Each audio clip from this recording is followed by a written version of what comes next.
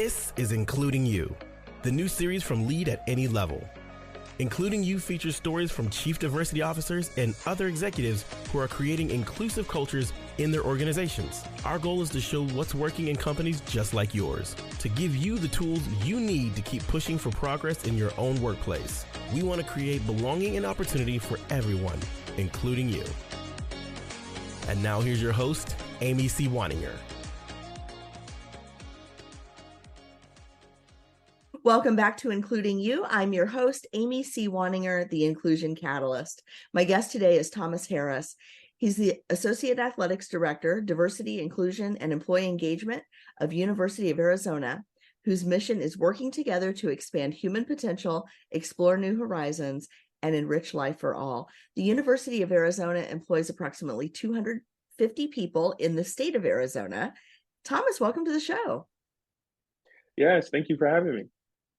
I am excited to talk to you. I love talking to folks in higher ed because you all every single day are not only working with the current workforce, but also the future of the workforce.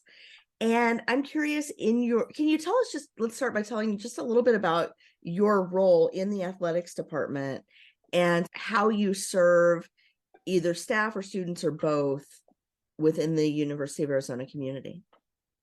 Yes, thank you. So my role, Associate Athletic Director for Diversity, Inclusion, and Employee Engagement.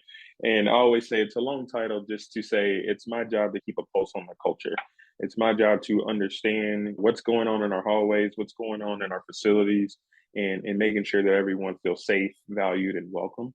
And we do that through education, specifically to our staff and our coaches first. The idea once we got started with this work in 2018 was to educate our staff and work with our staff through this, which will inevitably trickle down to our student athletes. I tell recruits, parents all the time, it's important for me to make sure that the professionals that your student athletes will be working with are competent, both culturally and professionally. And that's what my focus is. Over the years, it's gradually went into a space where it was important for me to get in front of our student athletes as well and give them education and work through sessions with them and just create an inclusive culture, specifically in the locker room. And that obviously translates to the field of play for them as well. A lot of education, but a lot of advocacy within our athletic department to make sure that diverse individuals have a voice and everyone feels valued, welcome, and safe in our workforce. Can I ask, why is this a priority for the athletics department there? I know almost every college has an athletics department. I don't think every college has a director of DEI within the athletic organization. Can you talk a little bit about why this role was created, why this was so important to your organization?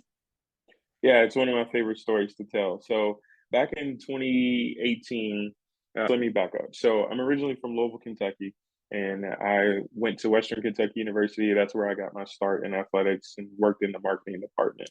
And while I was an undergrad at Western Kentucky, I was part of our Black Student Alliance and eventually became president of that program. And that position allowed me to not only advocate for Black students on a predominantly white campus, but also reach across the aisles and work with other diverse individuals to make sure that campus was inclusive for all people. So that's where I first fell in love with diversity and inclusion. If there was a role like this back then, I would have taken it, but it wasn't. And so I stuck on the path of athletic marketing, but D&I was always a passion for me. And so I come out to Arizona thinking I would only do 2 years, get some experience at a bigger school, and then go back to the Midwest East Coast area.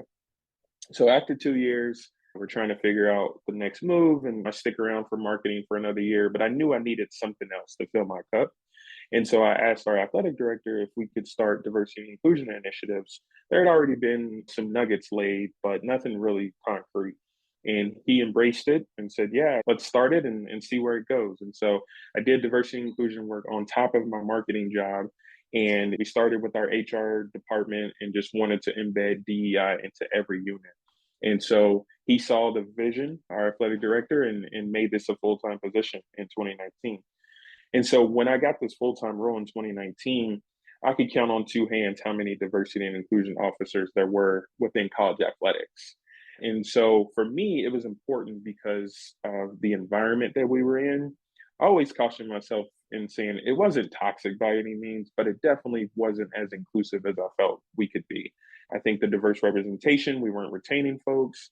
I think some of our diverse student athletes felt some of that energy, and it just wasn't great. And so I wanted to help change that and just make Arizona athletics an even better place to work and to be for our student athletes. And so we started all of this work, and back then it just wasn't a thing in college athletics. But after 2020, as you can imagine, everyone finally figured out about diversity and inclusion in this way. And now there's over 100 positions in college athletics. The NCAA has designated that every school has to have an athletic diversity and inclusion designee.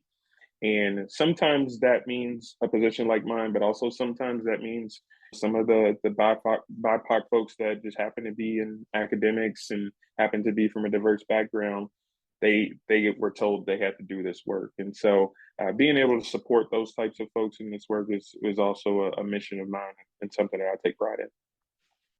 I think that's amazing. And so when you talk about educating and advocating and really starting with the coaches and the staff, what sorts of initiatives have you put into place since 2019 that you feel are really making a difference on campus? Yeah, so I take an employee engagement focus.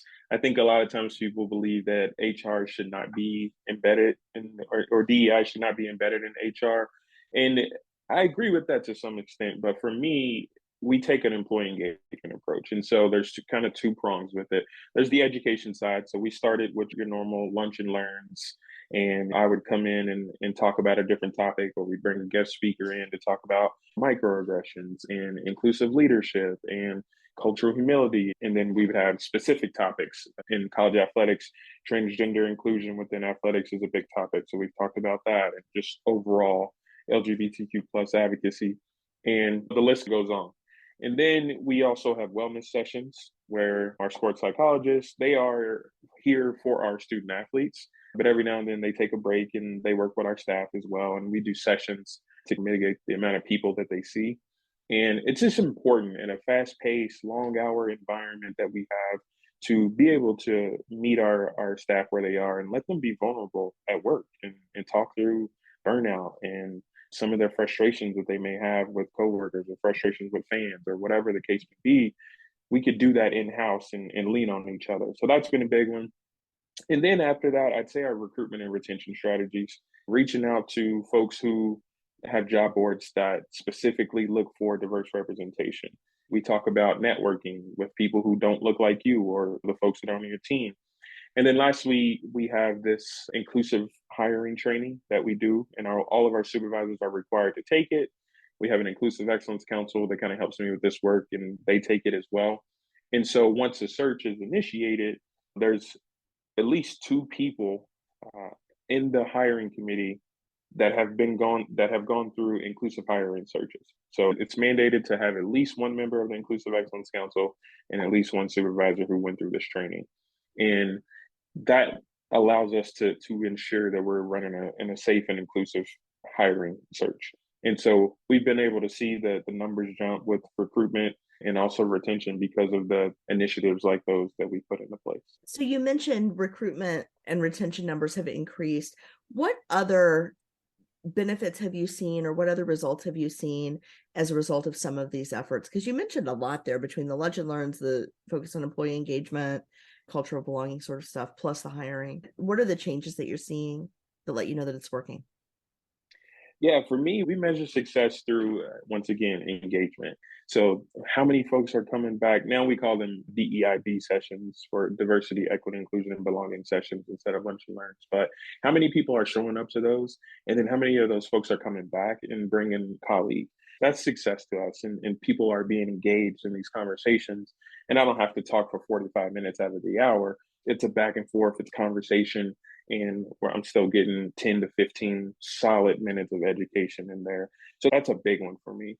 And then also the ultimate goal when I got started with this work was to embed diversity, equity, inclusion, belonging into everything that we do.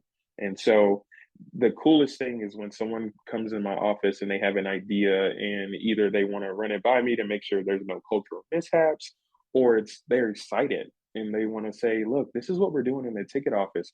We are intentional about hiring multicultural students and full-time staff members to make sure that our fans who represent multicultural, diverse backgrounds feel comfortable when they call someone in our ticket office. And that's what makes me happy. It's because they know that I love this work and I'm going to do it night in and night out, but I can't do it alone. And so when our staff, they come to me with these ideas, that's when I know it's working. And you can have all the numbers in the world with retention and all these other things, but if you don't have it embedded and everyone in your workforce isn't bought in, it's not going to work. And so that's been the best part about this work is seeing everyone embrace it, step up to the challenge, and embed DEI into their unit. It's interesting because as you were talking, it occurred to me that your role within an athletic department broadly is not just in service of the staff and the students, but also the community. And I think about the ownership and the kind of the personal investment that people have in their college athletic teams, and how broad reaching some of these initiatives must be within the community, because people really do feel a sense of pride and ownership in their football team, in their basketball team, in their soccer team, and I think about just my own growing up. I grew up in Southern Indiana, not too far from Louisville. And college sports was a huge deal. People had their whole identities wrapped up in which teams they supported, or more importantly, didn't, with some of the local rivalries. And so I would imagine that you're able to attract a wider constituent pool or fan base even with some of the work that you're doing. Have you seen that as well? Yes, absolutely. Community engagement is one of our prongs for our DEIB framework, and these logos behind me tell that story. But I'll start by saying, yes, it's important for us to embrace Tucson because it is a very diverse culture, and so embedded to our university's campus, we have cultural centers and resource centers for different backgrounds, and so we have a Native American Cultural Center, Asian Pacific Islander, and a Black Cultural Center and a Hispanic Cultural Center. And then we have resource centers for LGBTQ plus and disability and women and gender. And so I had the idea when we first got started to celebrate these different cultures because our student athletes and staff represent them as well. And so we have already had a Hispanic Heritage football game, which was just one of the most festive and beautiful celebrations that we do here with our football team. It's either in September and October, it falls within that month of Hispanic Heritage. And then we started after that with Black History Month, and we embed that with our basketball teams in February. And then we added Native American Heritage Month, and we embed that with our women's basketball team in November. And then we have Asia Pacific Islander, which we try to celebrate the spring sports. And then we also have our Pride Meet that we do with our women's gymnastics team. We have a sport that's ticketed that has a cultural celebration embedded within their season to be able to bring in these diverse individuals within our city. And it's some of the most beautiful celebrations and just pride. And we interview student athletes who have these identities, and they talk about how proud they are of the things that they grew up with or the things that they do now to celebrate their culture. And then our fans see that and they respond on social media and they love it as well. And yeah, it's a great way to embed that into our city because Arizona football is the biggest venue here that you're going to get people in. Arizona basketball is a long story history in all of our sports. And so to be able to have our fans see themselves in the celebration while also enjoying the game of sports, it's just beautiful. So we love to do that. That is beautiful. It's touching my heart in a really deep way, because I think about people not seeing themselves all the time represented in higher education spaces. And when you've got a community that feels connected locally to what the university is doing, that can really change the trajectory for young people who maybe haven't had exposure to the university setting before, who maybe never saw themselves going to college. But also giving those student athletes a moment to say, wow, I'm celebrated here. That must be really just personally fulfilling to see that happen. Yeah, it's amazing. And as I hinted to, these logos behind me, if you can make out the silhouette, it's a wildcat face. And a part of these celebrations are these logos. And so there's a LGBTQ, there's a Black, and there's a Native and Asian Pacific. So disability, all those groups that we celebrate with our games and within our cultural centers on campus. And there's icons in each and every one of these Wildcat symbols to represent the cultures. And so when we started doing this work, it was myself and our marketing and brand management team and trademarks and licensing teams.